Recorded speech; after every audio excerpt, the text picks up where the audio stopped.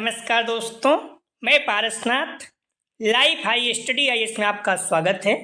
आज हम लोग आगरा यूनिवर्सिटी के BEd second year re exam 2023-24 जो मार्च 2024 में एग्ज़ाम होने जा रहा है, उसके लिए पेपर 202 अर्थात अधिगम के लिए आकलन या असेसमेंट फॉर लर्निंग का यूनिट फर्स्ट आकलन एवं मूल्यांकन का प्रैक्टिस सेट 1 हल करेंगे।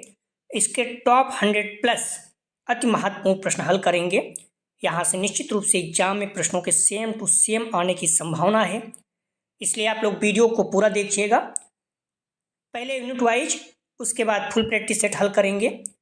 यह पेपर 80 अंक का होगा, ध्यान रखना 80 अंक का होगा। 100 प्रश्न दिया रहेगा, 80 प्रश्न हल करना होगा आप लोगों को, अर्थात एक प्रश्न 1 अंक का होगा और समय 2 घंटे अर्थात 120 मिनट का होगा। इस पेपर में पास होने के लिए आप लोगों को कम से कम 32 अंक प्राप्त करना होगा, अर्थात 32 प्रश्न सही करना होगा। दोस्तों, प्रश्नों पर आएं, लेकिन उससे पहले प्लीज आप लोग वीडियो को ज़्यादा से ज़्यादा शेयर कीजिए, जिससे सभी लोगों को लाभ हो सके। यदि आप लोग चैनल को सब्सक्राइब नहीं किए हैं तो चैनल को सब्सक्राइब कीजिए तथा वीडियो को लाइक और शेयर जरूर कीजिए, इससे मोटिवेशन मिलता है। आइए देखते हैं प्रश्नों को। पेपर 202 अर्थात अधिगम के लिए आकलन असेसमेंट फॉर लर्निंग, इसका यूनिट फर्स्ट आकलन एवं मूल्यांकन असेसमेंट एंड एवेल्युएशन। तो आप लोग ध्यान रखना, डिस्क्रिप्शन में जाएंगे, वहाँ पर लिंक आप प्लेलिस्ट BD 202 दिया है, इस जगह पर क्लिक करेंगे, सारी वीडियो आपको क्रम से मिल जाएगी। जस्ट उसके नीचे देखेंगे तो लिंक आप प्लेलिस्ट ऑल पेपर दिया गया है, ठीक है, वहाँ पर सारे पेपर का भी मिल जाएगा जो हम लोग प्रैक्टिस सेट हल कर रहे हैं। प्लीज़ आप लोग वीडियो को ज़्यादा से ज़्यादा शेयर कीजिए। आगरा यूनिवर्सिटी के जो भी बच्चे बीएड सेकेंड ईयर BD 202 अर्थात अधिगम के लिए आकलन या असेसमेंट फॉर लर्निंग का री एग्जाम देने जा रहे हैं, उनके लिए महत्वपूर्ण है। आप सभी लोग देख के जाइए, या फिर जो बच्चे वार्षिक एग्जाम देने वाले हैं 2024 में, उनके लिए भी महत्वपूर्ण है। तो आप लोग पढ़ते रहिए, जब आप लोग एग्जाम आएगा तो फिर से प्रैक्टिस सेट हल करेंगे। तो आप लोग ध्यान रखना, जिस भी पेपर में री एग्जाम देने जा रहे हैं आप लोग बताइए, उस पेपर का हम लोग प्रैक्टिस सेट हल करेंगे, जिससे आपके अच्छे अंक प्राप्त हों। क्लियर है? तो आप लोग प्लीज़, क्योंकि बच्चे बहुत कम होंगे री एग्जाम के, तो आप लोग प्लीज़ वीडियो को लाइक और शेयर कीजिए ज़्यादा से ज़्यादा। अपने कॉलेज के ग्रुप या फिर जो भी फ्रेंड आपके री एग्जाम देने जा रहे हैं या फिर बीएड सेकेंड ईयर में हैं, वार्षिक एग्जाम देंगे, क्योंकि वार्षिक एग्जाम भी आप लोगों का ऑब्जेक्टिव होगा, तो शेयर कीजिए। अगर व्यू आता रहा तो हम लोग प्रैक्टिस से हल करेंगे और आप लोगों को बहुत अच्छे अंक आएंगे। मैंने 2022 में हल किया था, जो बच्चे 2021 में री एग्जाम लग गया था 2021-22 का, तो उनके बहुत अच्छे अंक प्राप्त हुए थे, 74-78 तक प्राप्त कर लिए थे। तो आप लोग प्लीज़, आपको पता है सीमित बच्चे हैं, अगर आप लोग वीडियो को शेयर करते रहेंगे, व्यू आएगा तो हम लोग जो भी सब्जेक्ट कहेंगे री एग्जाम देने जा रहे हैं, आप कमेंट में बताइए किस सब्जेक्ट का आप री एग्जाम देने जा रहे हैं, किस सब्जेक्ट का आप प्रैक्टिस सेट चाहते हैं, तो उस प्रैक्टिस सेट हम लोग जरूर हल करेंगे उस विषय का, ठीक है। तभी 202 में बच्चे ज़्यादा बोल रहे हैं, तो 202 का हम लोग प्रैक्टिस सेट हल करेंगे। लेकिन चाहे फर्स्ट ईयर में हैं आप सेकंड ईयर में हैं, किसी भी विषय का आप री एग्जाम देने जा रहे हैं तो बताइए। तो प्लीज़ वीडियो को लाइक और शेयर कीजिए। आइए देखते हैं प्रश्नों को। मापन का सबसे ऊंचा स्तर कौन सा है? ए नामित स्तर, बी क्रमित स्तर, सी समांतराल स्तर, डी अनुपात स्तर। सही जवाब हो जाएगा 1 का। मापन का सबसे ऊंचा स्तर कौन सा है? तो अनुपात स्तर, ठीक है, इस पॉइंट को ध्यान रखना, महत्वपूर्ण है। और मापन का सबसे निम्न स्तर कौन सा है? तो नामित स्तर। दोनों महत्वपूर्ण, एग्जाम में आ चुके हैं। तो मापन का सबसे निम्न स्तर कौन सा है? नामित। और सबसे उच्च अनुपात, दोनों आपको क्लियर होना चाहिए। प्लीज वीडियो को लाइक और शेयर कीजिए। किस मापनी में सत्य शून्य बिंदु विद्यमान रहता है? ए शाब्दिक स्तर में, बी अनुपात स्तर में, सी क्रमित स्तर में, डी अंतराल स्तर में। सही जवाब हो जाएगा, ध्यान रखना, बी अनुपात स्तर में सत्य शून्य विद्यमान रहता है, महत्वपूर्ण है, ध्यान रखना। अगला प्रश्न है, आंकड़ों के संकलन एवं विश्लेषण की क्रमबद्ध प्रक्रिया जिसमें निर्णय लिए जाते हैं कहलाता है? ए मूल्यांकन, बी मापन, सी आकलन, डी परीक्षण। सही जवाब हो जाएगा 3 का, ध्यान रखना, ए मूल्यांकन। अगला प्रश्न है, मूल्यांकन के लिए आंकड़े संकलित किए जाते हैं। ये मानकीकृत परीक्षण के प्रशासन द्वारा, बी स्थानीय विकसित परीक्षण के प्रशासन द्वारा, सी प्रेक्षण, डी उपरोक्त सभी। सही जवाब हो जाएगा 4 का, डी उपरोक्त सभी। अगला प्रश्न है, सहकर्मी आकलन है? ए अपने सहपाठियों के कौशलों का आकलन, बी शिक्षक निष्पादन का आकलन, सी सहकर्मी निष्पादन का आकलन, डी माता पिता की अपेक्षा का आकलन। सही जवाब हो जाएगा 5 का, ध्यान रखना, ए अपने सहपाठियों के कौशलों का आकलन। अगला प्रश्न है, निम्न में से कौन सा कथन सही नहीं है अर्थात गलत है? तो ए, मापन आंकड़ों को मात्रात्मक बनाने की प्रक्रिया है। बी, क्रमिक मापनी मापन स्तर की सबसे निचला स्तर है। सी, वस्तुनिष्ठ परीक्षण निबंधात्मक परीक्षण से अधिक विश्वसनीय होते हैं। डी, योगात्मक आकलन किसी पाठ्यक्रम के अंत में लिए जाते हैं। तो सही जवाब हो जाएगा, इसका ध्यान रखना बी, क्रमिक मापनी मापन स्तर का सबसे निचला स्तर है, ये गलत है। ठीक है, बाकी और सभी सही है, तो इस पॉइंट को आप लोग ध्यान रखना। नामित मापनी जो है ये सबसे निचला स्तर है। ठीक है, क्रमित नहीं, जो क्रमित इसमें दिया गया है क्रमित मापनी, तो ये गलत है। ठीक है, क्योंकि नामित स्तर जो है ये सबसे निचला स्तर होता है। अगला प्रश्न है, यह परिभाषा किसने दी है? मूल्यांकन एक ऐसी प्रक्रिया है जिससे सही ढंग से किसी वस्तु का मापन किया जा सकता है। ए, गुड्स। बी, राइमर्स एंड गेज। सी, क्विलिन एवं हन्ना। D, JP Gilford. सही जवाब हो जाएगा 7 का ए, गुड्स। अगला प्रश्न है, किसने कहा है मापन वस्तुओं या घटनाओं की तर्कपूर्ण ढंग से संख्या प्रदान करने की क्रिया है? सही जवाब हो जाएगा 8 का, ध्यान रखना ए, जेपी गिलफर्ड।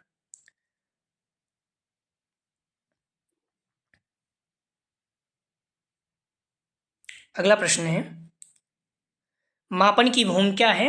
ए, वस्तु को संख्या प्रदान करना। बी, घटना को संख्या प्रदान करना। सी, नियमानुसार संख्या प्रदान करना। डी, उपयुक्त सभी। तो मापन की भूमिका है, सही जवाब हो जाएगा डी, उपयुक्त सभी।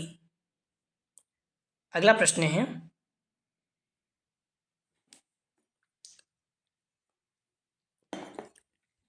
मूल्यांकन एक क्रमिक प्रक्रिया है जो कि संपूर्ण शिक्षा प्रणाली का अंग है, जो शिक्षा के उद्देश्यों से घनिष्ठ रूप से संबंधित है। या किसने कहा? सही जवाब हो जाएगा सी, कोठारी कमीशन। महत्वपूर्ण है, ध्यान रखें, कथन आप सब याद नहीं कर सकते हैं तो जो एग्जाम में आए हुए हैं जरूर याद कर लीजिए। हम लोग प्रैक्टिस सेट हल कर रहे हैं, इसमें सारे प्रश्न एग्जाम में आए हुए हैं, या तो राजा महेंद्र प्रताप सिंह या फिर आगरा यूनिवर्सिटी। ठीक है, जो बच्चे राजा महेंद्र प्रताप सिंह के एग्जाम देंगे, 4th सेमेस्टर में भी आ गया है, तो बच्चे भी देख सकते हैं। ठीक है, या फिर जो बीएड सेकेंड ईयर में एग्जाम देंगे वो भी देख सकते हैं। तो प्रश्न है, मापन का संप्रत्यय इनमें से किससे संबंधित है? सही जवाब हो जाएगा 11 का, ध्यान रखना डी, वस्तुओं एवं पदार्थों को नियमानुसार संख्या प्रदान करना। ठीक है, अगला प्रश्न है, मूल्यांकन होता है। ए, गुणात्मक। बी, मात्रात्मक। सी, गुणात्मक एवं मात्रात्मक दोनों। डी, इनमें से कोई नहीं। सही जवाब हो जाएगा, ध्यान रखना, मूल्यांकन होता है, सही जवाब हो जाएगा सी, गुणात्मक और मात्रात्मक दोनों। अगला प्रश्न है, सतत मूल्यांकन का उद्देश्य होना चाहिए। सतत मूल्यांकन का उद्देश्य क्या होना चाहिए? सही जवाब हो जाएगा सी, सीखने में होने वाली कमियों का निदान और उपचार। अगला प्रश्न है, संक्रांत पर किया जाने वाला मूल्यांकन कौन सा है? ए, संरचनात्मक मूल्यांकन। बी, संकलनात्मक मूल्यांकन। सी, सतत मूल्यांकन। डी, इनमें से कोई नहीं। सही जवाब हो जाएगा 14 का बी, संकलनात्मक मूल्यांकन। अगला प्रश्न है, मूल्यांकन के महत्वपूर्ण बिंदु हैं। ए, शैक्षिक उद्देश्य। बी, अधिगम अनुभव। सी, व्यवहार परिवर्तन। डी, उपयुक्त सभी। सही जवाब हो जाएगा 15 का डी, उपयुक्त सभी। अगला प्रश्न है, नैदानिक थर्मामीटर उदाहरण है। एक क्रमिक मापनी। बी, समय अंतराल मापनी का। सी, ए, बी दोनों। डी, इनमें से कोई नहीं। तो नैदानिक थर्मामीटर उदाहरण है, तो सही जवाब हो जाएगा 16 का सी, ए, बी दोनों। ध्यान रखना, क्रमिक मापनी और समय अंतराल मापनी दोनों का है नैदानिक थर्मामीटर। ठीक है, इस पॉइंट को ध्यान रखना। अगला प्रश्न है, संख्यात्मक मान प्राप्त करने की प्रक्रिया को कहा जाता है। ए, मूल्यांकन। बी, आकलन। सी, मापन। डी, परीक्षण। सही जवाब हो जाएगा सी, मापन। अगला प्रश्न है, निर्माणात्मक मूल्यांकन का उद्देश्य है। सही जवाब हो जाएगा 18 का ए, प्रगति पर गौर करना एवं उपचारात्मक अनुदेशन की योजना। अगला प्रश्न है, व्यवहार के मापन के लिए किस उपकरण का उपयोग किया जाता है? ए, मूल्यांकन। बी, आकलन। सी, मापन। D, test. तो व्यवहार के मापन के लिए ध्यान रखना, सही जवाब हो जाएगा डी, टेस्ट। इसको परीक्षण कहते हैं।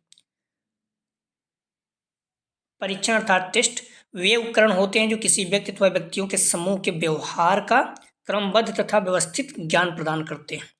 परीक्षण की प्रकृति के आधार पर परीक्षणों को मौखिक परीक्षण, लिखित परीक्षण तथा प्रयोगात्मक परीक्षण के रूप में बांटा जा सकता है। अगला प्रश्न है, महत्वपूर्ण प्रश्न है, निम्नलिखित में सही अनुक्रम है। तो ध्यान रखना, सबसे पहले परीक्षण, उसके बाद मापन, उसके बाद आकलन, फिर मूल्यांकन होता है। ठीक है, ये क्रम है।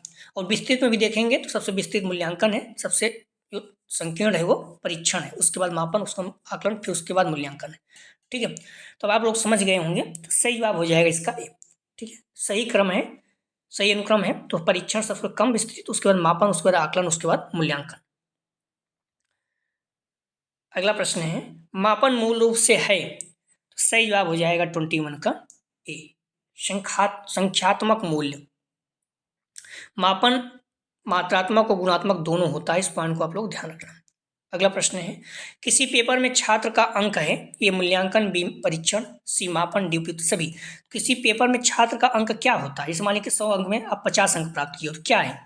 सही जवाब हो जाएगा, ध्यान रखना, ये मापन है। लेकिन यदि आप किसी पेपर में प्रथम स्थान प्राप्त किए, क्लास में प्रथम स्थान प्राप्त किए, तो ये क्या हो जाएगा? मूल्यांकन। जैसे आप गणित में, इस मानिए रमेश ने गणित में 100 में 50 अंक प्राप्त किया, ये क्या है? मापन। लेकिन रमेश ने गणित में प्रथम स्थान प्राप्त किया, ये क्या है? मूल्यांकन। दोनों महत्वपूर्ण, ध्यान रखना आप लोग। क्लास में प्रथम स्थान प्राप्त करना मूल्यांकन है। अगला प्रश्न है, अभिवृत्ति मापन के लिए किस पैमाने का उपयोग किया जाता है? ये प्रक्षेपी scale B, Likert scale C, नामित स्केल डी, तकनीकी स्केल। सही जवाब हो जाएगा 23 का बी, लिकर्ट स्केल। अगला प्रश्न है, मूल्यांकन का अर्थ होता है ए परिणाम या प्रगति की जांच करना, बी परखना, सी परीक्षा करना, डी निर्णय लगाना। सही जवाब हो जाएगा 24 का ए, परीक्षा या प्रगति की जांच करना। अगला प्रश्न है, छात्र की क्षमता का विश्लेषण करने के लिए मूल्यांकन किया जाता है। सही जवाब हो जाएगा 25 का डी, पूर्णता प्रकार के प्रश्नों से। अगला प्रश्न है, मापन का प्रथम पद है, सही जवाब हो जाएगा, ध्यान रखना, 26 का डी, क्या मापन करना है? इसका निर्णय। अगला प्रश्न है, सीखने की प्रक्रिया के मापन के लिए किस प्रकार के मूल्यांकन का उपयोग किया जाता है? ए योगात्मक मूल्यांकन, बी नैदानिक मूल्यांकन, सी रचनात्मक मूल्यांकन, डी प्लेसमेंट मूल्यांकन। सही जवाब हो जाएगा 27 का सी, रचनात्मक मूल्यांकन। अगला प्रश्न है, मूल्यांकन का मुख्य उद्देश्य किस प्रक्रिया के बारे में निर्णय करना है? ए आय बी समझ, सी गुणवत्ता, डी मात्रा। सही जवाब हो जाएगा सी, गुणवत्ता। अगला प्रश्न है, मूल्यांकन का उद्देश्य क्या है? तो ए छात्रों की उपलब्धि को मापने के लिए, बी एक विषय में छात्र के परीक्षण करने के लिए, सी एक छात्र को अंक या अंक प्रदान करने के लिए, डी शिक्षा की गुणवत्ता के बारे में निर्णय लेने के लिए। सही जवाब हो जाएगा 29 का डी, शिक्षा की गुणवत्ता के बारे में निर्णय लेने के लिए। अगला प्रश्न है, किसका क्षेत्र सबसे सीमित है? ए आकलन, बी मूल्यांकन, सी मापन, डी परीक्षण। सही जवाब हो जाएगा, ध्यान रखना, डी परीक्षण का क्षेत्र सबसे सीमित है और सबसे बृहद किसका है? तो मूल्यांकन का। दोनों प्रश्न पूछा गया है। मापन का क्षेत्र आकलन से व्यापक है। ठीक है, मापन का क्षेत्र आकलन से व्यापक है, होता है। मापन मूल्यांकन की तकनीकी है और परीक्षण मापन का उपकरण है। मूल्यांकन एक व्यापक शब्द है, इस पॉइंट को ध्यान रखना। सबसे पहले परीक्षण उससे व्यापक, आकलन उससे व्यापक, मापन उसके व्यापक, मूल्यांकन है। ठीक है, या फिर क्रम में देखेंगे तो परीक्षण, आकलन, मापन, मूल्यांकन है। ये क्रम ध्यान रखना आप लोग। गूगल में मापन का क्षेत्र सीमित है, क्योंकि गूगल उसमें दिखाया जा रहा है जो कि व्यक्तिगत पहलुओं को माप कर सकता है। मूल्यांकन का क्षेत्र व्यापक है, सर्वांगीण विकास में होता है। अगला प्रश्न है, रचनात्मक मूल्यांकन का उद्देश्य क्या है? अंतिम स्थिति की जांच करना, बी अगली कक्षा में प्रोन्नत, सी छात्र का चयन, डी छात्र की प्रगति का निगरानी। रचनात्मक मूल्यांकन का उद्देश्य क्या है? सही जवाब हो जाएगा डी, छात्रों की प्रगति की निगरानी। अगला प्रश्न है, योगात्मक मूल्यांकन के कौन से उपकरण बहुतायत में प्रयुक्त किए जाते हैं? सही जवाब हो जाएगा, ध्यान रखना, 32 का डी, परीक्षण। अगला प्रश्न है, बच्चों का मूल्यांकन होना चाहिए। सही जवाब हो जाएगा 33 का बी, सतत एवं व्यापक मूल्यांकन द्वारा। अगला प्रश्न है, विद्यार्थी और शिक्षक के बीच एक संवादात्मक प्रक्रिया जो उसके सीखने के वातावरण में बदलाव लाती है, वह है ए मूल्यांकन, बी आकलन, सी दोनों, डी इनमें से कोई नहीं। सही जवाब हो जाएगा 34 का सी, दोनों। अगला प्रश्न है, शिक्षा में मापन किस प्रश्न का उत्तर देता है? ए कितना अच्छा, बी कितना सही, सी कितना अधिक, डी इनमें से कोई नहीं। सही जवाब हो जाएगा सी, कितना अधिक। शिक्षा में मापन क्या करता है, किस प्रश्न का उत्तर देता है, तो कितना अधिक। ठीक है, इस पॉइंट को ध्यान रखना। और मूल्यांकन अलग है। ठीक है, देखिए प्रश्न आ भी गया। तो शिक्षा में मूल्यांकन किन प्रश्नों का उत्तर देते हैं, तो सही जवाब हो जाएगा 36 का, ध्यान रखना बी, कितना अच्छा। शिक्षा में मापन क्या करता है, कितना अधिक प्रश्नों का उत्तर देता है, और मूल्यांकन कितना अच्छा, दोनों ध्यान रखना महत्वपूर्ण है। अगला प्रश्न है, मूल्यांकन तकनीक का चयन मूल रूप से इसके आधार पर किया जाता है। सही जवाब हो जाएगा 37 का, सी, विश्वसनीयता। अगला प्रश्न है, विद्यार्थियों के प्रदर्शन का मात्रात्मक विवरण कहलाता है। ए परीक्षण, बी परीक्षा, सी मापन, डी मूल्यांकन। सही जवाब हो जाएगा 38 का, सी, मापन। अगला प्रश्न है, शिक्षण सबसे कम प्रभावशाली होगा जब शिक्षक एकाधिकारवादी होगा, विद्यार्थी निष्क्रिय रहेंगे, सी केवल लिखने पर बल होगा, डी उपयुक्त सभी। सही जवाब हो जाएगा 39 का, डी उपयुक्त सभी। अगला प्रश्न है, बहुलांक का प्रयोग किस मापनी में किया जाता है। ए शाब्दिक, बी क्रमिक, सी अंतराल, डी उपयुक्त सभी। सही जवाब हो जाएगा बी, क्रमिक। अगला प्रश्न है, किसी वस्तु का अंकात्मक रूप है। सही जवाब हो जाएगा 41 का, सी, मापन और मूल्यांकन दोनों। अगला प्रश्न है, मूल्यांकन के अंदर व्यक्ति या समाज या दोनों की दृष्टि से अच्छा है या वांछनीय है को मानकर चला जाता है, इसे किसने परिभाषित किया। सही जवाब हो जाएगा बी, रेमर्स एवं गेज। अगला प्रश्न है,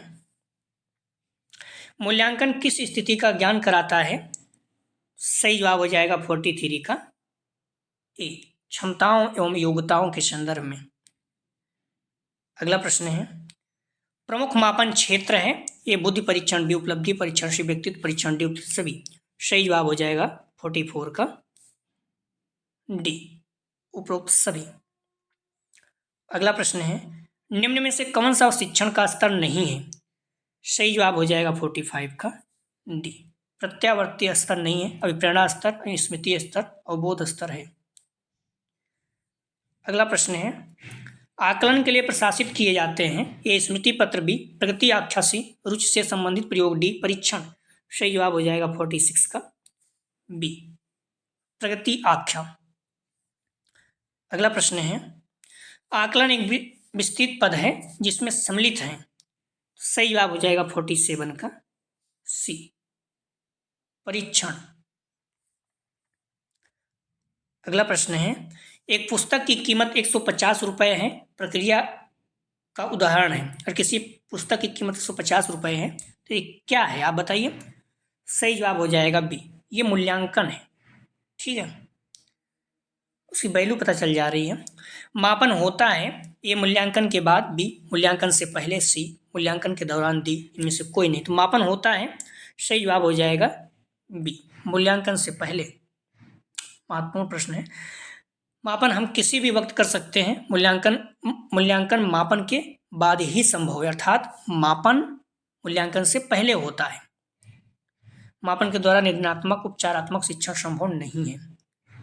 अगला प्रश्न है, स्तंभाकृत किस मापनी में प्रदर्शित किया जाता है। स्तंभाकृत किस मापनी में प्रदर्शित किया जाता है। सही जवाब हो जाएगा ए, अंतराल। अगला प्रश्न है, थर्मामीटर का उदाहरण आकलन के किस मापनी प्रणाली से संबंधित है। सही जवाब हो जाएगा, ध्यान रखना, थर्मामीटर। सही जवाब हो जाएगा सी, अंतराल मापनी का। और नैदानिक थर्मामीटर आप ऊपर देख चुके हैं, तो वो दोनों में था। ठीक है, तो थर्मामीटर किसका उदाहरण है, अंतराल मापनी का।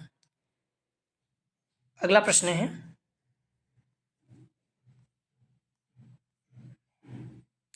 आकलन छात्रों के व्यवस्थित विकास के आधार का अनुमान है, किसने परिभाषित किया। सही जवाब हो जाएगा 52 का ए, इरविन ने। अगला प्रश्न है, आकलन एक प्रक्रिया है, तो सही जवाब हो जाएगा 53 का ए, लोगों से सूचना संकलित करने की। आप लोगों से निवेदन है कि प्लीज़ आप लोग वीडियो को लाइक और शेयर कीजिए। आगरा यूनिवर्सिटी के जो भी बच्चे री एग्जाम देने जा रहे हैं BD 202 का, ध्यान रखना, BD 202 का, बीएड सेकेंड ईयर का, उनके लिए प्रैक्टिस हल हम लोग कर रहे हैं। आपको किसी भी पेपर में और एग्जाम देने जा रहे हैं, इंप्रूवमेंट देने जा रहे हैं, तो उसको बताइए, उसका प्रैक्टिस सेट हल किया जाएगा, ठीक है। लेकिन आपको पता है बच्चे सीमित हैं, तो प्लीज़ आप लोग वीडियो को लाइक और शेयर कीजिए। जो बच्चे बीएड सेकंड ईयर में पहुंच गए हैं उनका भी पेपर आपको पता है ऑब्जेक्टिव ही होगा, तो वो बच्चों के लिए भी महत्वपूर्ण है, तो उनको बोलिए अभी से पढ़ते रहें, ठीक। इस पेपर में मैक्सिमम बच्चे जो है थोड़ा सा समस्याएं होती हैं तो टफ माना जाता है, तो आप लोग प्लीज़ वीडियो को लाइक और शेयर कीजिए। कॉलेज ग्रुप या फिर जो भी फ्रेंड आपके एग्जाम देने जा रहे हैं। प्रश्न है, आप मार्च में मान के चलिए, ठीक है, मार्च में अभी क्लियर नहीं है, बट मार्च 10 मार्च के बाद या फिर 10 मार्च के आसपास मान के चलिए, ठीक है। प्रैक्टिकल होने वाला तो उम्मीद है 25 से 29 फरवरी के आसपास प्रैक्टिकल हो जाएगा। उसके बाद 6-7 दिन में रिजल्ट आ जाएगा, क्योंकि वो बच्चे कभी कभी पहले भी बोल चुका हूँ थोड़ा समस्याएं आती हैं। जो बच्चे री एग्जाम देना चाहते हैं या इंप्रूवमेंट देना चाहते हैं, उनको प्रैक्टिकल में भी फेल हैं, छूटा हुआ तो नहीं भर पाते हैं, तो उनके लिए समस्याएं होती है, दोबारा पोर्टल खोलना पड़ता है। तो इस बात को हमने पहले ही बताया है, कई लोगों को थोड़ा सा अच्छा नहीं लगता है, इसी के बेस पे हम बोल रहे थे। तो देखिए अब दोबारा खोलते हैं नहीं, नहीं खोलेंगे, जो बच्चे प्रैक्टिकल भी छूट गया है, री एग्जाम में देना वो कैसे करेंगे, तो ये समस्याएं आएंगी, बच्चों के साथ ज़्यादा अन्याय हो जाता है। तो हमें लगता है पहले प्रैक्टिकल हो जाना चाहिए, उसके बाद ही परीक्षा का फॉर्म फिल होना चाहिए। लेकिन देखिए क्या होता है, अगर ऐसा हुआ फिर से एक बार ओपन करेंगे तो आप मान चलिए फिर 10 मार्च के आप बाद ही होगा, मतलब 15-20 मार्च मान लीजिए, क्योंकि 4-5 दिन कम कम देना पड़ेगा टाइम। अगर नहीं होगा तो फिर आप मान चलिए 10 मार्च के आसपास, लेकिन वो बच्चों को फिर क्या करें, वो जाएंगे ही आगरा यूनिवर्सिटी। देखिए क्या होता है, तो आप 10 मार्च के आसपास मान चलिए और प्रैक्टिस सेट हल करते रहें। प्रश्न है, आकलन किया जाता है, तो सही जवाब हो जाएगा 54 का डी, परीक्षार्थी की मनस्थिति द्वारा। अगला प्रश्न है, आकलन का संबंध है, तो सही जवाब हो जाएगा 55 का डी, छात्रों के संपूर्ण व्यक्तित्व से। अगला प्रश्न है, आकलन की विशेषताएं हैं, ए अधिगम आवश्यकताओं की जांच भी, शैक्षिक सुधार से, शिक्षक मूल्यांकन एवं क्षतिपूर्ति, डी उपयुक्त सभी। सही जवाब हो जाएगा 56 का डी, उपयुक्त सभी। अगला प्रश्न है, आकलन की मापनियां हैं, ए शाब्दिक तथा क्रमिक मापनी, बी अनुपात मापनी, सी अंतराल मापनी, डी उपयुक्त सभी। सही जवाब हो जाएगा, ध्यान रखना, 57 का डी, उपयुक्त सभी। अगला प्रश्न है, शिक्षा के क्षेत्र में आकलन का उद्देश्य है, तो सही जवाब हो जाएगा 58 का डी, शैक्षिक तथा व्यवसायिक निर्देशन प्रदान करना। अगला प्रश्न है, अच्छे आकलन परीक्षण की विशेषताओं को मुख्य रूप से वर्गीकृत किया जाता है। सही जवाब हो जाएगा 59 का ए, 4 समूह के अंतर्गत। अगला प्रश्न है, आकलन सूचना संग्रहण तथा उस पर विचार विमर्श की प्रक्रिया है, किसने कहा। सही जवाब हो जाएगा सी, हुआ एवं फिर। अगला प्रश्न है, निम्नलिखित में से कौन सा सत्य है, ए आकलन लोगों से सूचना एकत्रित करने की प्रक्रिया है, बी या पूछताछ की पहला पद है, सी या पृष्ठ पोषण के लिए उपयोग किया जाता है, डी उपयुक्त सभी। सही जवाब हो जाएगा डी, उपयुक्त सभी। अगला प्रश्न है, निम्नलिखित में से कौन सी विशेषता आकलन की नहीं है, ए वैधता, बी विश्वसनीयता, सी कठिनाई, डी उपयुक्त वस्तुनिष्ठता। तो कौन सी विशेषता आकलन की नहीं है। सही जवाब हो जाएगा सी, कठिनाई जो है ये नहीं है, विश्वसनीयता, वैधता, वस्तुनिष्ठता ये विशेषता है आकलन की। अगला प्रश्न है, आकलन का पहलू जिसको बार बार प्रशासित करने पर समान परिणाम आता है कहलाता है। सही जवाब हो जाएगा 63 का बी, विश्वसनीयता। अगला प्रश्न है, निम्नलिखित में से कौन सी प्रक्रिया परीक्षण की विश्वसनीयता को प्रभावित करती है। सही जवाब हो जाएगा सी, परीक्षण की लंबाई। अगला प्रश्न है, आकलन का क्षेत्र क्या है, ए शैक्षिक उपलब्धियों की पहचान करना, बी व्यक्तिगत भिन्नताओं की पहचान करना, सी ए बी दोनों, डी में से कोई नहीं। सही जवाब हो जाएगा 65 का सी, ए बी दोनों। अगला प्रश्न है, वर्ष के अंत का आकलन कहलाता है, ए औपचारिक आकलन, बी योगात्मक आकलन, सी उभयनिष्ठ आकलन, डी संपादन आकलन। सही जवाब हो जाएगा 66 का बी, योगात्मक आकलन। विद्यालय में सत्र भर चलने वाला मूल्यांकन फॉर्मेटिक है, ठीक है, सत्र भर चलने वाला फॉर्मेटिक है, लेकिन वर्ष के अंत में आकलन किया था तो क्या कहलाता है, योगात्मक। इस पॉइंट को ध्यान रखना, महत्वपूर्ण है। सतत एवं व्यापक मूल्यांकन कहलाता है, तो सही जवाब हो जाएगा 67 का ए, औपचारिक आकलन। सतत मूल्यांकन प्रक्रिया को समानता 10 भागों में विभक्त किया गया है। अगला प्रश्न है, निम्नलिखित में से आकलन का मुख्य उद्देश्य कौन सा है। सही जवाब हो जाएगा 68 का बी, शिक्षण अधिगम प्रक्रिया को कमजोरियों को पहचानना। अगला प्रश्न है, मापन का सबसे निम्न स्तर कौन सा है?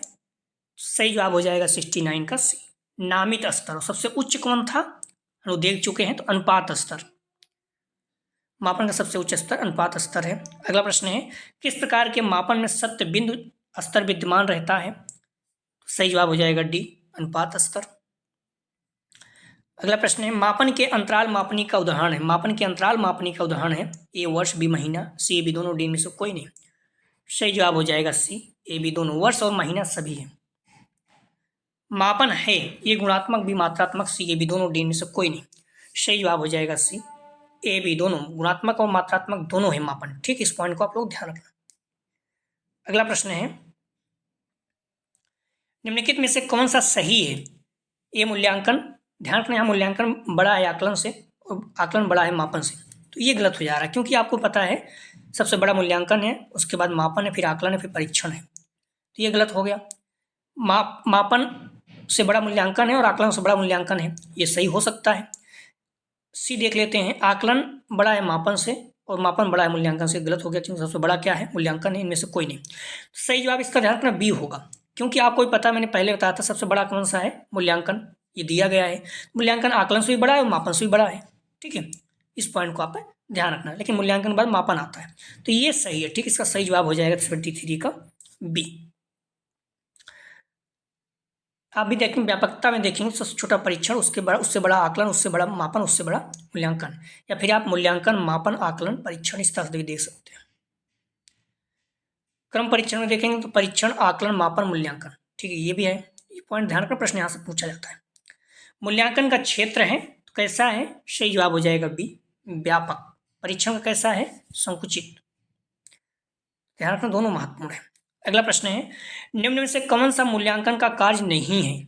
सही जवाब हो जाएगा 75 का ए, छात्रों की एकता का निर्माण करना, ये नहीं, बाकी छात्रों की मानसिक स्थिति का अध्ययन करना, छात्रों को निर्देशन उपलब्ध कराना, ये दोनों हैं। अगला प्रश्न है, मूल्यांकन एक निरंतर चलने वाली प्रक्रिया है, किसने कहा? तो सही जवाब हो जाएगा 76 का सी, NCERT। अगला प्रश्न है,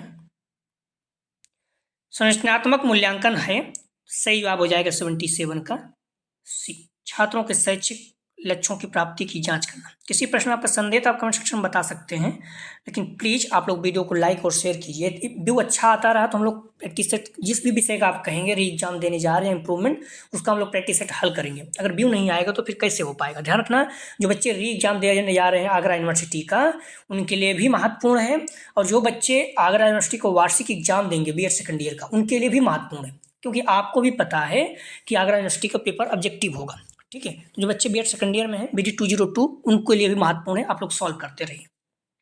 प्रश्न है, कौन सा कथन समूह में मेल नहीं खाता है?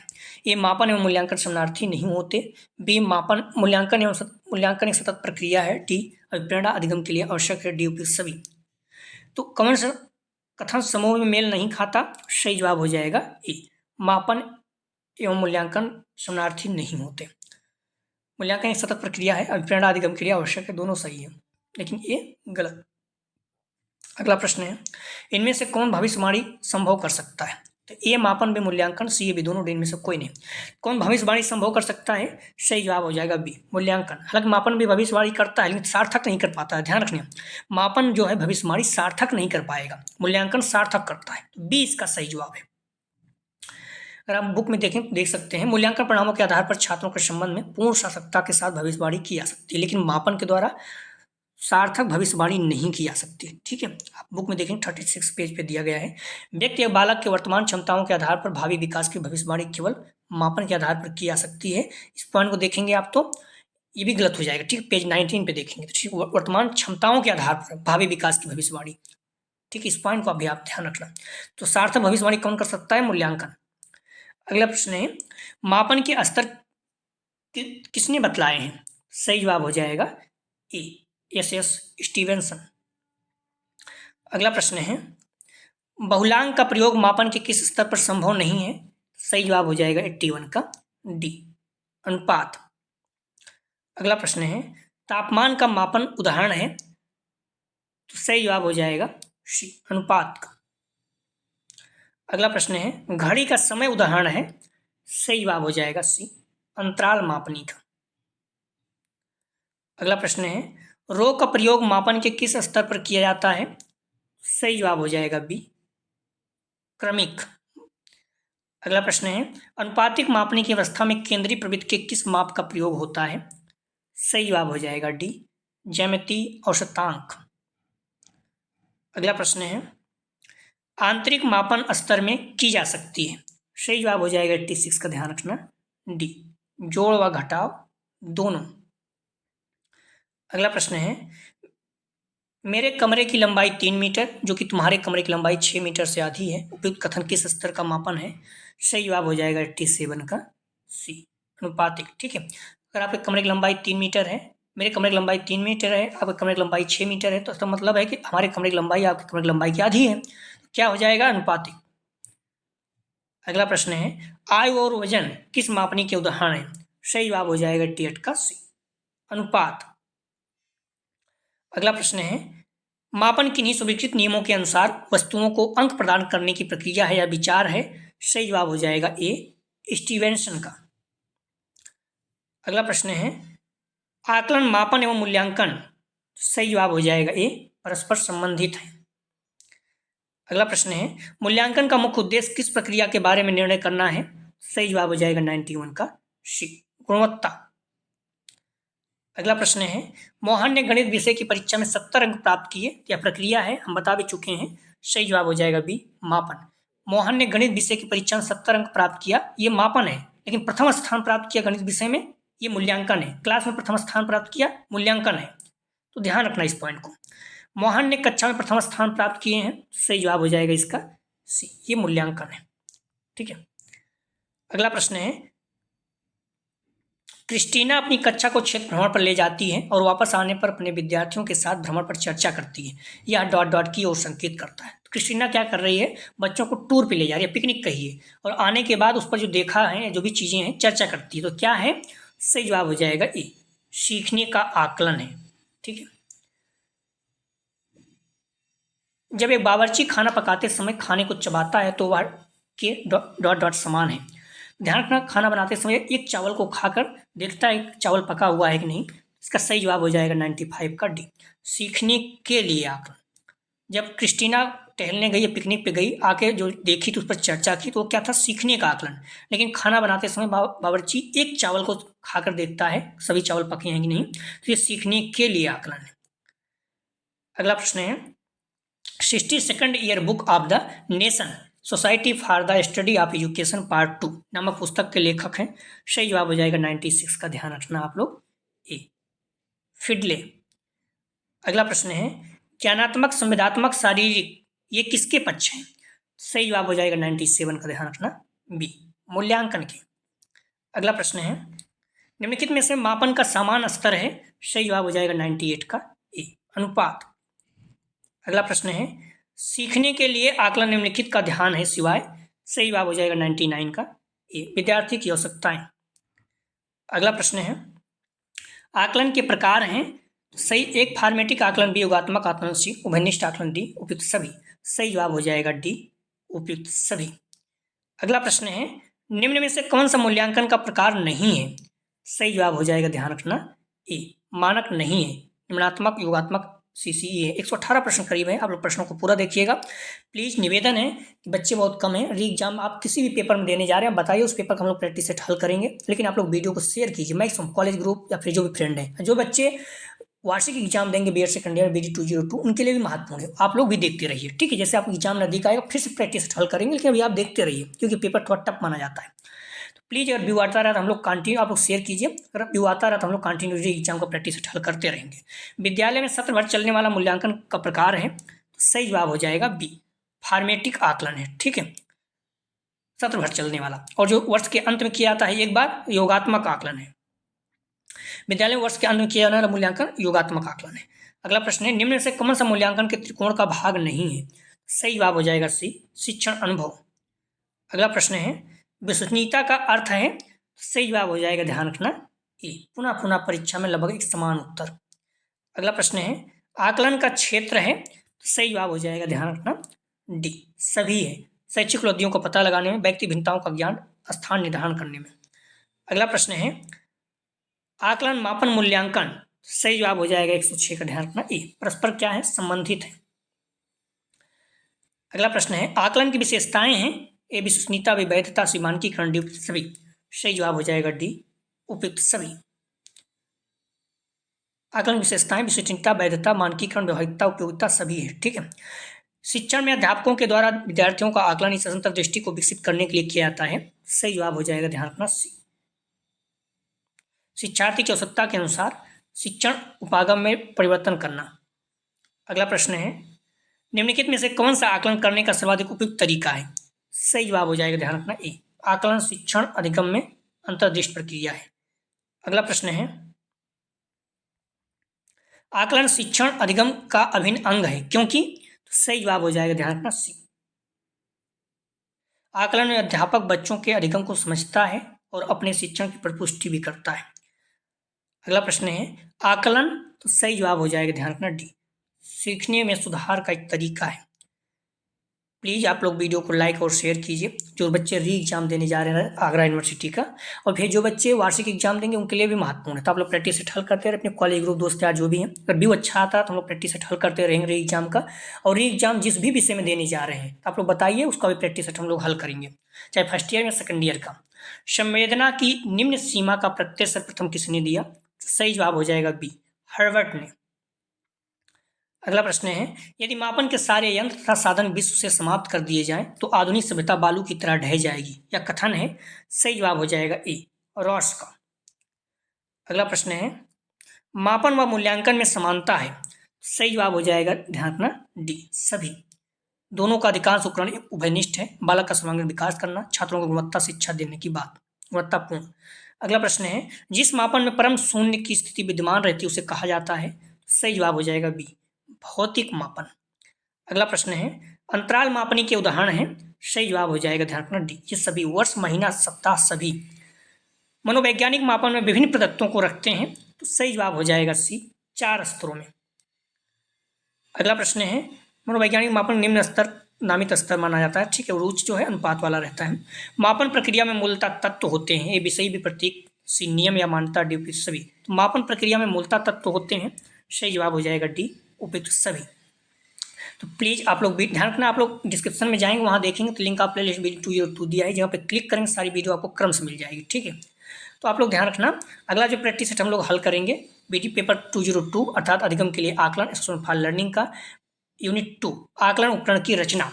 तो प्लीज़ आप लोग वीडियो को लाइक और शेयर कीजिए। कुछ भी नहीं पढ़े हैं तो ध्यान रखना, आप लोग प्रैक्टिस सेट को हल करके जाएंगे निश्चित रूप से आप लोग बहुत अच्छे अंक आएंगे। ठीक है, री एग्जाम आप मार्च में मान के चलिए 10 मार्च के आसपास। ठीक है, 202 का हम लोग एग्जाम प्रैक्टिस सेट हल कर रहे हैं। अगले जो भी विषय आप देने जा रहे हैं, इंप्रूवमेंट दे रहे हैं, आप बताइए, उसका हल करेंगे, चाहे फर्स्ट ईयर सेकंड ईयर किसी विषय का। लेकिन प्लीज़ वीडियो को लाइक और शेयर कीजिए जिससे सभी लोगों को लाभ हो सके और व्यू आएगा तभी हम लोग हल कर पाएंगे। ठीक है, व्यू नहीं आएगा तो हम लोग हल नहीं कर पाएंगे। प्लीज़ वीडियो को लाइक और शेयर कीजिए। वीडियो देखने के लिए धन्यवाद दोस्तों।